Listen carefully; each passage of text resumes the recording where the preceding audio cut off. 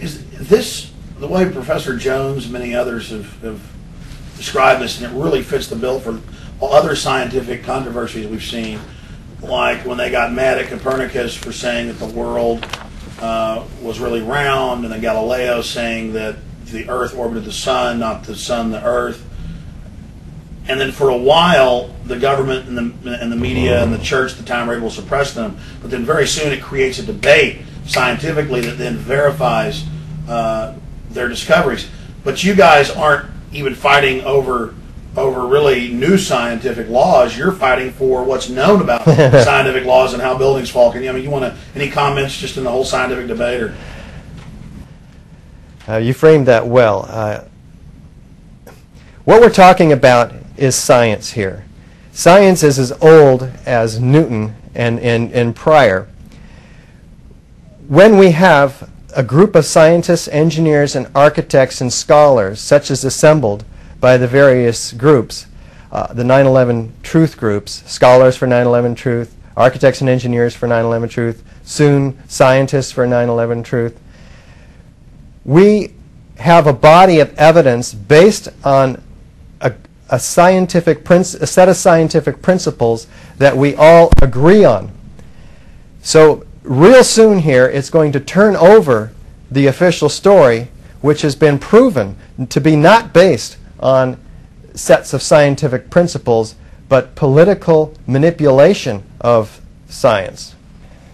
What you see when you go to the website Architects and Engineers for 9/11 Truth, which is ae911truth.org, is a set of evidence for the controlled demolition of Buildings 7 and Buildings 1 and 2.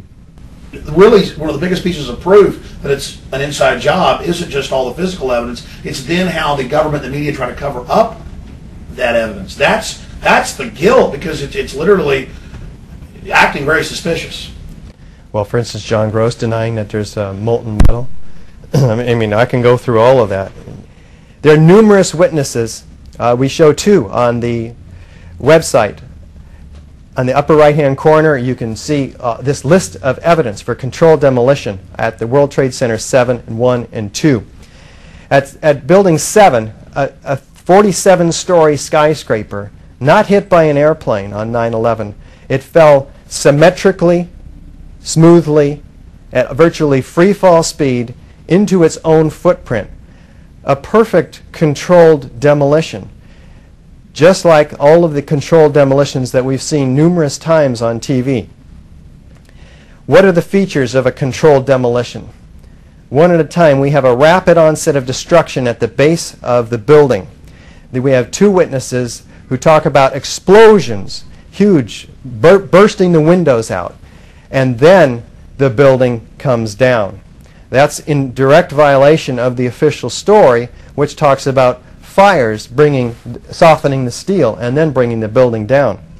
Well, there's only graphic evidence for 2 or 3 fires in that building, 5th and 12th and maybe 13th floor.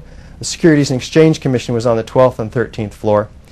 These are on the north side of the building, on the far side, away from the World Trade Center tower. There was some smoke. There's evidence of lots of smoke on the south side facing the tower. The official story tells us that the steel was softened, but if that was the case and this building fell due to fires by their nature creep from place to place, leaving one area cool and burning another area, that would force an asymmetrical collapse. The building would tip over. Only a handful of companies in the United States are qualified and skilled enough to bring a building down symmetrically into its own footprint. So for the first time in history, fires have done what only a handful of demolition companies are capable of doing, and they don't always do it perfect. There are a number of rather hilarious examples of controlled demolitions gone wrong, but this one was beautiful at the World Trade Center 7. If it weren't otherwise so tragic. So we have a rapid onset of destruction at the base with these explosions. Then we have the sounds of explosions heard by the witnesses, Craig Bartner of the New York Police Department and another emergency responder. we have this symmetrical collapse. It doesn't tip over at all. It goes straight down into its own footprint. We have evidence of squibs in World Trade Center 7. These are mistimed explosions. They go off at the wrong time. Look on the website at the upper 7 stories on the right side of the building in the flash video. You'll see poof, poof, poof, poof, poof, synchronistically timed, floor by floor, puffs of dark smoke, which is also direct evidence of controlled demolition. We have the building falling into its own footprint, and as it does, there is a tremendous surge of pyroclastic dust flow, like cauliflower enfolding itself, shaped like a cauliflower. The fire is enfolding itself due to the tremendous heat. Where did that heat come from? Most controlled demolitions are produced with C4 or RDX explosives. If you want to blame a building collapse on a fire, what you'd use is something more silent, such as thermite. Thermite's byproduct is molten iron. Molten iron is 4,000 to 5,000 degrees in heat, and this produces a tremendous pyroclastic dust cloud as well. The New York Fire Department found tons of this molten iron underneath not only Building 7, but underneath Building 1 and 2 as well, flowing like lava, they say. There's numerous witnesses, including the World Trade Center structural engineer, Leslie Robertson, who was quoted as saying, 21 days after the event of 9/11, the molten metal was still running. So where does that come from? As I mentioned, the byproduct of thermite is molten metal. Thousands of cutter charges placed throughout the building would produce tons of molten metal.